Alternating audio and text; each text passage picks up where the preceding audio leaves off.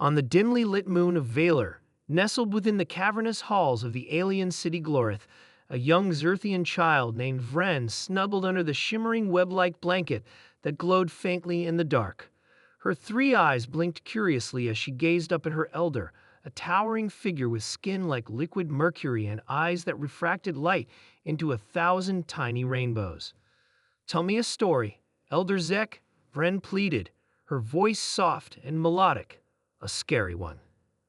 Elder Zek's luminescent gaze narrowed, a faint hum of hesitation vibrating through the room. "Very well," he said, settling onto a woven chair of crystal filaments. "I shall tell you the tale of the humans." Vren's antennae perked up. She had heard whispers of these creatures before, vague hints dropped by older siblings and half-forgotten warnings overheard in the city markets. But no one had ever told her the full story. Zek leaned forward, his reflective skin catching the faint light of the bioluminescent fungi that lined the walls.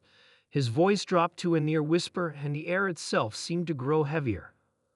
Long ago, on a small, unassuming planet at the edge of a spiral galaxy, there lived a species unlike any other. They called themselves humans. They were fragile creatures with soft, breakable bodies that lacked claws, fangs, or natural armor. But what they lacked in physical prowess, they more than compensated for with their sheer will to survive. Vren shivered, though the room was warm. "What made them so scary?" she asked. Zek's expression grew somber. Their unpredictability, their persistence, and their mind. "You see, Vren, humans were dreamers and builders, but also destroyers. They wielded fire before they could even comprehend the stars, forged tools from the very bones of their world, and bent nature to their will. They were never satisfied. Where others saw limits, humans saw challenges to be overcome." The elder paused, his gaze distant, as if recalling something long buried. The galaxy first became aware of them when their tiny machines broke free of their solar system. They sent out signals crude and clumsy, but filled with curiosity. Many species dismissed them as insignificant, a fledgling race doomed to self-destruction. But they were wrong. Vren leaned closer, her 3 eyes wide. "What happened next?" "Humans happened," Zek said simply. "Within a few of their planetary cycles, they achieved what took other species millennia. They harnessed energy from their star, colonized their neighboring planets, and even extended their fragile lifespans. But it wasn't their technology that made them truly terrifying. It was their resilience, their defiance of odds. No matter what obstacles the universe threw at them, plagues, wars, environmental collapse, they adapted, they endured." The elder's voice dropped even lower, and then they encountered the Eltharians. Vren's antennae quivered. She knew the Eltharians from her history lessons, a warrior species feared across the galaxy, known for conquering and subjugating lesser civilizations. "The Eltharians thought humans would be an easy conquest," Zek continued. "They underestimated them. The humans did not surrender. They did not flee. Instead, they fought back with a ferocity that even the Eltharians could not match. The humans learned their enemies' tactics, exploited their weaknesses, and turned every defeat into a lesson. They did not fight for glory or conquest. They fought for survival. And in the end, they won." Vren's mouth fell open. "They defeated the Eltharians?" Zek nodded gravely. "But that was only the beginning. Word spread of the humans, of their tenacity, their ingenuity, their refusal to bow. Many species attempted to ally with them, hoping to harness their power. Others tried to destroy them before they could grow stronger. But humans had a peculiar way of responding to threats. They grew stronger with every conflict, more united with every loss. And they did something no other species dared to do. They ventured into the void, to places even the bravest feared to tread." "Why?" Vren whispered.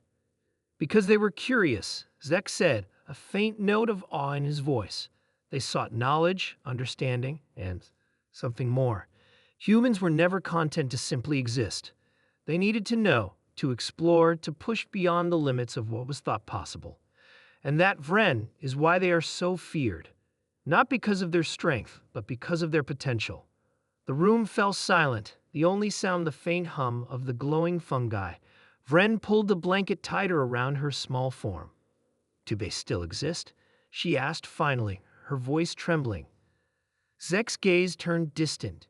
No one knows. Some say they vanished, leaving behind only ruins and relics. Others believe they transcended, becoming something more than flesh and bone. But there are whispers, stories of ships that appear in the darkest reaches of space, piloted by beings who look like humans but are far more advanced. Some say they watch us studying, waiting. Vren shuddered. Waiting for what? Zek's eyes glowed brighter, reflecting the fear in Vren's own, waiting to see if we are a threat, or if we are worthy.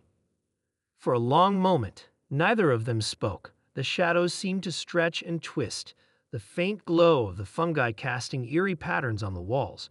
Finally, Zek rose, his movements slow and deliberate. "Remember this, young one," he said, his voice echoing softly. "Humans are not a tale of monsters to frighten children. They are a lesson, a warning.